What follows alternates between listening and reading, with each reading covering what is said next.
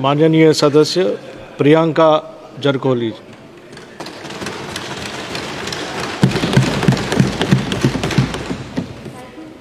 Sir, first of all, I would like to thank the people of my constituency, Chikkodi, for electing me as their representative.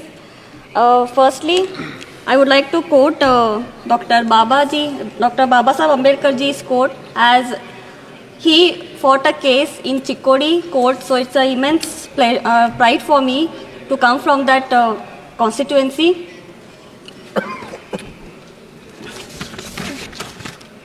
So I would like to quote, the progress of any society depends on the progress of education in that society.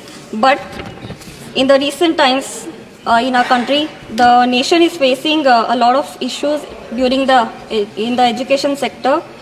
Currently, our nation is facing challenges regarding to the quality, accessibility and equity in the education. Since 2014, the annual budget for the Ministry of Education has been steadily declining. This budget decreased funding for school education of 16.8% from the revised estimates and 7% overall for the Ministry of Education. The UGC's budget has been decreased by a staggering 53.35% compared to the budget estimates of 23-24 and 60.98% compared to the revised estimates of the previous fiscal year.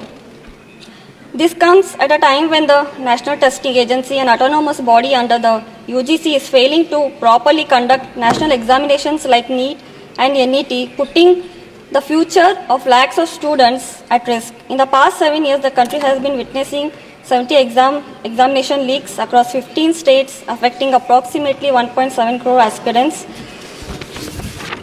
So, and regarding my constituency, I would like to ask the minister through you.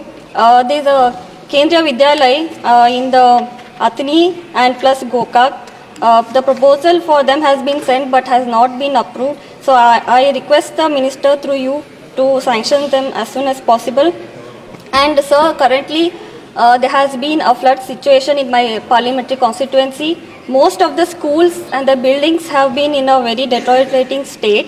So through you, I would request the minister to revise the format for 10.2, which they provide 2 lakhs per school for the renovation and all, which has been not sanctioned at all due to the flood loss.